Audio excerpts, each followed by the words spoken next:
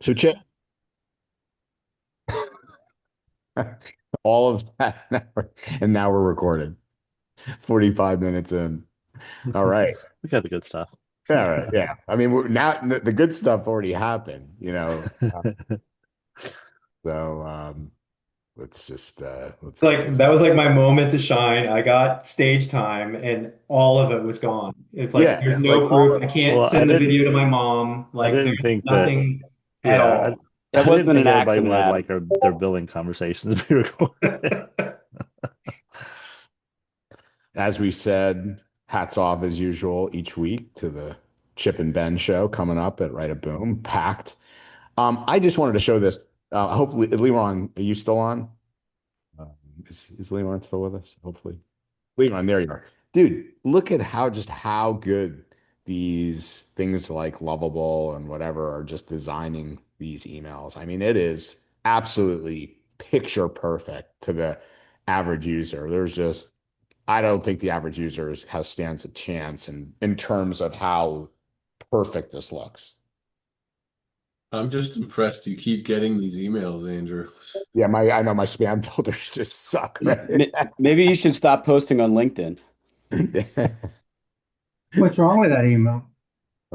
Nothing's wrong with it. That's the point. It's so good, and it is making, LeBron, you got to wonder though, are they so good that they are clearing any type of computer vision type systems? Like, is that part of it too? That But you know the would key the key to stopping this is to read the headers in the email oh and sure. right. I'm saying that obviously you, me, and the educated people on this call aren't going to fall for it. I'm saying the average person, when you look at how well this is done, that's what I'm saying. The Yeah, quality, it's perfect. literally. I mean, but that's also, but it is, do you think there is a potential, Leron, because of how well AI is replicating these images that things like computer vision, which were really important in a lot of these email security products, is potentially becoming less effective. Well, I mean, that's the cybersecurity game as a whole, right? It's this cat and mouse game where bad guys are doing new things and we have to find ways to combat them. And the image scanning thing was maybe 6 months ago, 12 months ago, the answer to do things. And now we all have to adapt. Right. Yeah. All right. Andrew, I think it falls under classic multi-layered defense that we think about for everything that we do. Computer, computer vision and scanning is still important, but you still have to read the headers, which, tools like Inky can do behind the scenes, and there are others. Some of the products, Andrew, that you and I follow outside of this scope in terms of the deep fake detection and that kind of stuff that's coming fast, later this year. It's another layer that has to drop in there, and we're just gonna have to keep layering more things, more suits of armor. It's like Chinese paper armor from the 13th century. We just keep adding another Wall Street Journal to the stack that you have to punch through. Yeah, very true. All right. So the other thing, I just wanted to show you this one. Is Corey with us still? Uh, Mr. Corey I here? hope he is. I hope so too. Did we lose him? Darn it. Well, he was driving. Is Yeah. Zach with us? Zach, are you there? Yeah, I'm still here.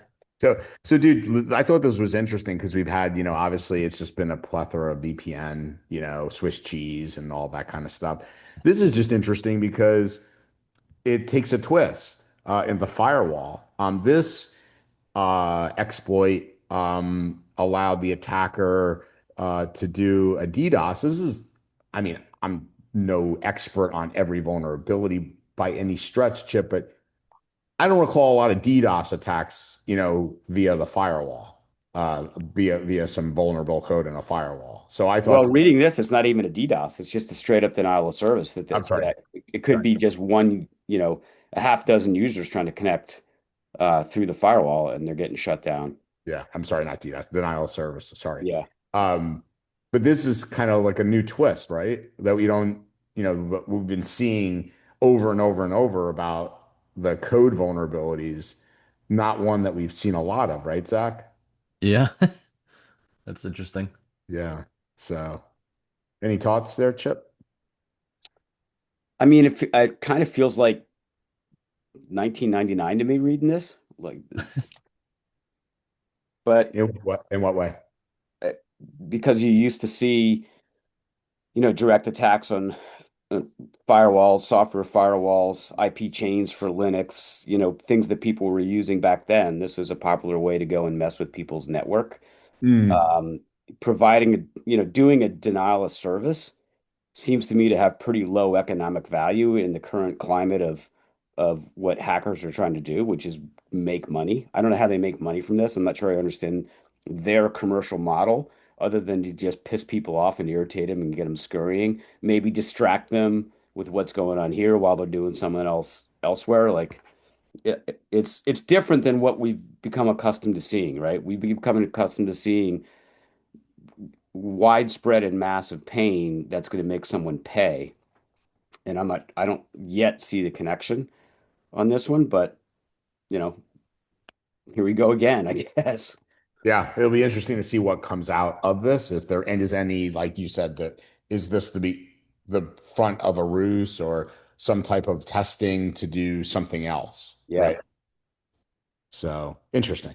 Okay. Maybe it's an effort to just get relatively unsophisticated admins to realize that the firewall's the source of the problem, go and talk to somebody in management and say, hey, we can get everybody access, but we're going to have to take the firewall down for a few hours. Do you want us to take that risk and get the answer of, yeah, sure, take it down while you patch it, but let everybody do their work. Hmm. Sure. Fair. Okay. This one, Chip, you and I went back and forth on. I'll try and keep I'm looking at time. What do we got? Eight We're minutes. good. Okay. We've got 8 minutes. Okay. I thought this one was kind of interesting. Last week I forget which one it was, but I said, hey, I am curious about, authenticating with your customers. How do they know it's you, the IT, right? Remember that, so to speak, Chip, that flavor? Yeah, I definitely do.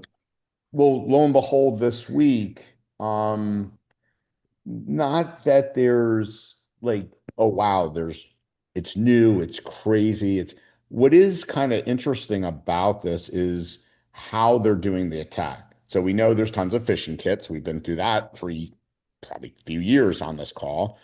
What is a little bit interesting about this is aside from, our favorite attacks, right? Our favorite targets of identity, which, for MSPs, we're right here focused on Microsoft is the part, and by the way, I'll put the article URL in a second. They do a really nice diagram of the attack, but here it is laid out. What I found interesting about this, Chip, and why I wanted to bring it to the MSP's attention, and I'd love your feedback as MSPs. I did a quick 1 minute video, and if you think this is worth me posting on LinkedIn for the broader MSP community, Okta did a really good job. It's the Okta Threat Intel team. So they're using, OSINT, right? Open source intelligence. They're doing reconnaissance on their target. And what they're doing in the reconnaissance is they're figuring out a few things. Number one, most importantly, how this corporation does their when IT interacts with the end user. That's the OSINT they're doing. And from there, they're staging their attack. They call in as IT. They've staged, like, let's just say, Ben, back in the day, your team, when you were at the MSP, you'd say, hey, look, I forget the MSP in Virginia you were with, Ben, but you'd like, hey, it's Ben. I need you, we found this. We need to do a little bit of work. Can you, go to this page, right? Because I need to log into your account, right? Um, Leron, this is where again AI is coming in because they're figuring out how the actual pages look for that IT department. They're like if hypothetically they're using, I don't know, ServiceNow or whatever tool set that organization normally uses for their support teams and has the, and customer and the client go there so you could see the ruse, right? The rest of it's everything we've talked about for eons, Chip, which is, credentials, taking over the, session via the token, the OTP, MFA, blah, blah, blah. But just a different twist that they're doing the due diligence to actually get there. Long story short, and I'll turn it to you for some commentary, Chip, is I suspect that I think it's important that MSPs be diligent about this because, yeah, this might be an internal IT support ruse right now, but typically enterprise leads down to us. So, thoughts, Chip? Yeah, a couple things jump out at me with this. You use terms like OSINT and detailed reconnaissance of the target environment, um, spoofing a phone number so that it shows up on your phone, looks like it's coming from your known IT provider. Those were things that I have always thought of as very sophisticated actors, nation state actors, that are conducting spear phishing campaigns, or in this case, spear vishing campaigns. Like they'd be very targeted to people. The fact that Okta is picking this up at a fairly high volume, it leads us back to AI as usual. Like have our adversaries developed OSINT scripts that allow them to very, very rapidly do the spoofing, create the spoofed web page, get the talk track down, identify, other things that could be used to soften the target from a psychological manipulation standpoint. They can come across like, oh yeah, we talked to you before, and I remember your dog's name or whatever. All the stuff that goes on in order to get someone's guard down. And I just wonder how much automated command and control is going on in the background to make this worthwhile. Because, as phishing has evolved, you saw when the really high targets that would get very, very specific information sent to them. This happened to us, like we talked about it a couple years ago. We talked about this very instance happened all the time. You'd have the CEO, air fingers quote, emailing or texting the controller or the accounting manager or whoever in the business and talking about doing transfers. You remember how that was a thing for a while, but that was very, very tightly targeted between two people. This looks and feels to me like it's an effort that's been significantly broadened, and there's got to be some automation behind it, and I suspect it's AI. Well, and not only that, Chip, I mean, this is the quintessential MGM attack. Just, if you look at it and, again, if they are successful and they do get in correctly, boy, you know, look out because, it's a big corporation, et cetera. So I'm just curious from you all, maybe just comment if you're still on, like an Eric and Gary, and like, is this a valuable post? Do you find this interesting and important? I shouldn't say interesting, but important for MSPs to be aware that this is happening. It just reinforces the need for service MFA, right? You've got a system where you can verify who's calling you, and your clients can verify that who's calling them. Yeah, yeah, yeah. Yeah, and it's an awareness thing, reinforces the need for end user training. Right, all right. Yeah. Valuable though, Gary. Like, do you think a lot of MSPs may not be going to the extent of training the customers? This is how we engage. This is what we look like. This is what we say. This is the only way we do it. This is yada yada. I'll tell you, we're not as good with it, and it's an area where we need to get better.